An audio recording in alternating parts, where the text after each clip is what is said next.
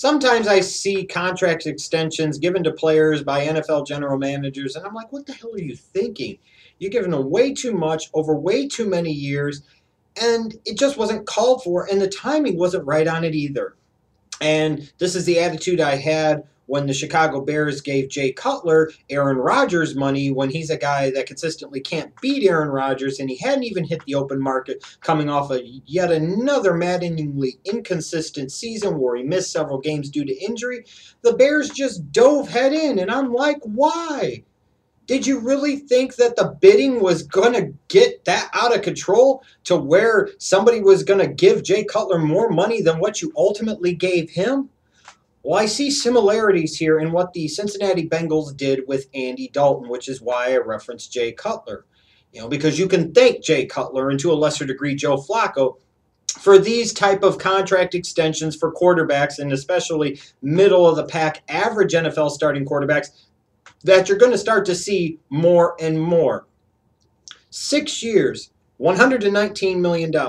I understand that in the NFL, the devil is in the details, and it's really, frankly, about the guaranteed money and how much there is and over how many years it is. And I understand, too, that with this deal for the Bengals, Andy Dalton, in a way, is kind of committed to the organization through 2020, but it's almost kind of set up in a way as a pay-as-you-go plan for the Bengals, where they gave him a crap ton of money for this year, and then after that, it's kind of, we'll see how it goes.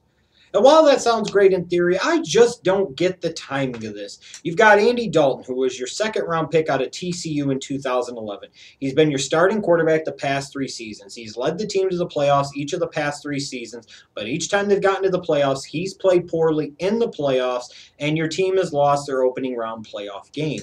You would think that with 2014 coming up, the Cincinnati Bengals would want to see what Andy Dalton could do with the pressure really being on. You would think they would want to see what Andy Dalton would do, knowing that he was basically playing for a big-time mega contract extension. You think you would want to let the season play out. I understand sometimes you want to sit there and you want to re-sign these guys as soon as you possibly can because you don't want it to be a distraction. You don't want to risk these guys hitting the open market, which is why you saw the 49ers do what they did with Colin Kaepernick. It's what you'll see the Indianapolis Colts do in another year with Andrew Luck, the Seattle Seahawks with Russell Wilson. And I get that. In those circumstances, in those situations, that makes perfect sense.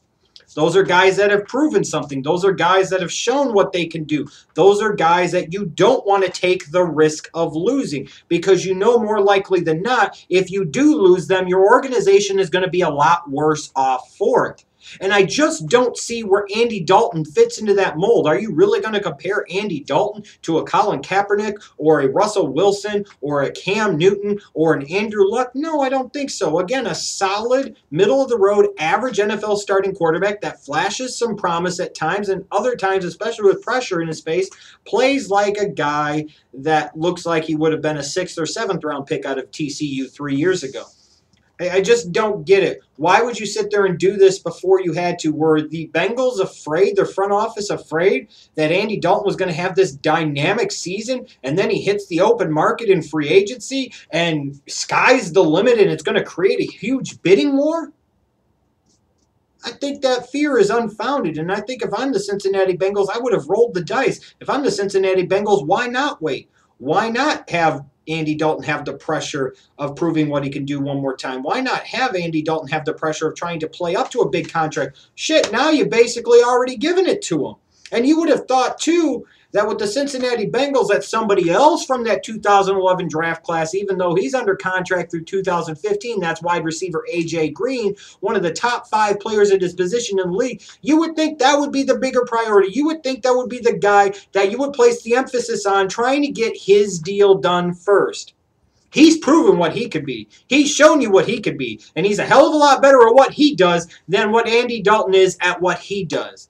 It's just head-scratching. And this is the type of crap that NFL general managers do when they don't need to, that just blows the salary structure and guaranteed money of the salary system and free agency completely out of freaking whack. Not only did Jay Cutler get way too damn much over way too damn many when he clearly didn't earn it, and there was no competition, there was no threat of a major bidding war for his services, now the Cincinnati Bengals have basically mimicked the Bears' mistakes with a similar type of quarterback and done a similar type of thing.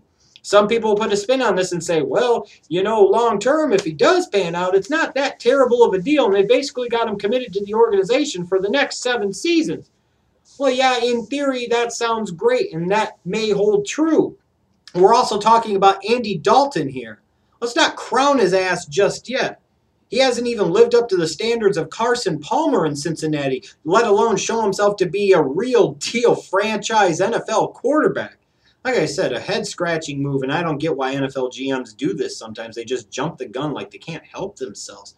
It's like the agents hold a gun to their head and tell them they have no choice but to do it. You have a choice. He was under contract for another year. Let him play it out.